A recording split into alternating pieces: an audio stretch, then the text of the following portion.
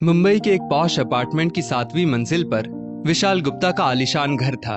दीवारों पर विदेशी पेंटिंग्स, इटली से मंगवाया गया सोफा और डाइनिंग टेबल पर हर वक्त ताजे फूल। बाहर से हर चीज परफेक्ट, लेकिन फिर भी इस घर में अक्सर कुछ खोया खोया सा माहौल रहता था। विशाल, जो एक मल्टीनेशनल कंपनी का सीनियर मैनेजर था, दिन रात काम में उलझा रहता। उसकी पत्नी नेहा सोशल मीडिया इन्फ्लुएंसर थी, हर दिन कोई ना कोई वीडियो, रील या नई रेसिपी में व्यस्त। और उनके 10 साल के बेटे राघव को बस एक चीज की तलाश थी, मम्मी पापा का साथ। हर दिन वो स्कूल से घर आता, अपना बैग कॉर्नर में फेंकता और खाने की टेबल पर बैठकर पूछता, मम्मा आज आप मेरे साथ बैठोगी? बेटा, अभी मुझे एक लाइव सेशन करना है, बाद में बात करते हैं। माँ नेहा का अक्सर यही जवाब रहता। पापा शाम को साथ में पार्क चले? राघव पूछता। बेटा, एक क्लाइंट कॉल है, मैं फ्री होकर देखता हूँ। पिता विशाल का भी कुछ ऐसा ही जवाब रहता। राघव के लिए वो घर महल जरूर था, लेकिन उसमें प्यार की गर्माहट नहीं थी। एक दिन स्कूल में ह्यूमन वैल्यूज वीक के दौरान बच्चों से कहा गया कि वे किसी ऐसे इंसान से मिले जो बहुत अमीर ना हो लेकिन बहुत खुश हो। राघव ने सोचा, ऐसा कौन होगा? अगले दिन जब वो स्कूल से लौटा, सोसाइटी के गेट के पास बैठे चौकीदार बाबा पर उसकी नजर गई। सादा कुर्ता, सफेद दाढ़ी और हर किसी से मुस्कुराकर बात करने की आदत। राघव ने धीरे से उनसे पूछा, बाबा क्या मैं आपके घर चल सकता हूँ? बाबा ने आश्चर्य से देखा, फिर मुस्कुरा दिए। जरूर बच्चा, चल।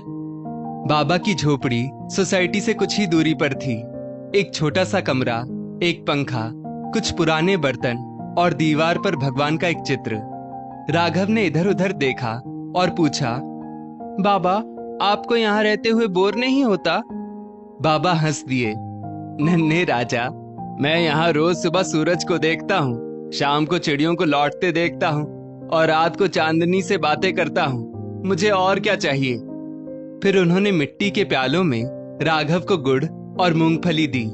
राघव के चेहरे पर हल्की मुस्कान थी, जो शायद बहुत दिनों बाद आई थी।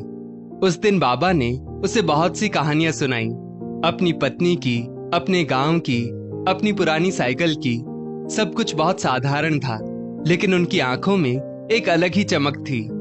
राघव ने पूछा, बाबा आपको कभी दुख नहीं होता कि आपके पास बड़ा घर नहीं है? बाबा मुस्कुराए। बेटा, सुख चीजों में नहीं, संतोष में होता है। चाहे महल हो या झोपड़ी, अगर दिल खुश है तो सब कुछ अच्छा लगता है, और अगर दिल बेचैन हो तो सोने की दीवारें भी कैद लगती हैं। उस दिन राघव ने कुछ ऐसा सीखा जो उसे किताबों में नहीं मिल सकता था। उस झोपड़ी में से वो एक सच्ची गर्माहट, एक सच्ची मुस्कान लेकर लौटा था। शाम को डिनर टेबल पर पहली बार उसने बिना पूछे माँ पापा को अपने दिन की कहानी सुनाई। बाबा की झोपड़ी की, मिट्टी के प्याले की और उस संतोष की जो उन्हें देखकर उसे मिला। नेहा और विशाल कुछ देर चुप रहे।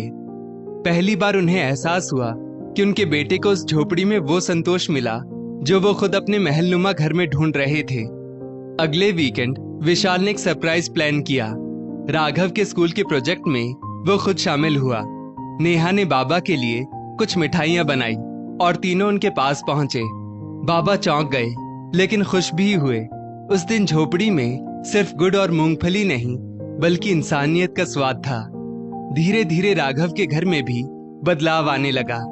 अब नेहा हफ्ते में एक दिन फोन बंद रखती, सिर्फ परिवार के लिए। विशाल हर संडे राघव को बाहर ले जाता, फोन छोड़कर, और राघव अब हर दिन अपने पापा मम्मी को देखकर मुस्कुराता। अंत में बस इतना ही कहूंगा, चाहे महल हो या झोपड़ी, अगर हृदय संतुष्ट हो तो सब कुछ अच्छा लगता है, नहीं तो सब कुछ अधूरा। दोस्तों, इस स्टोरी को लेकर आपकी क्या राय है?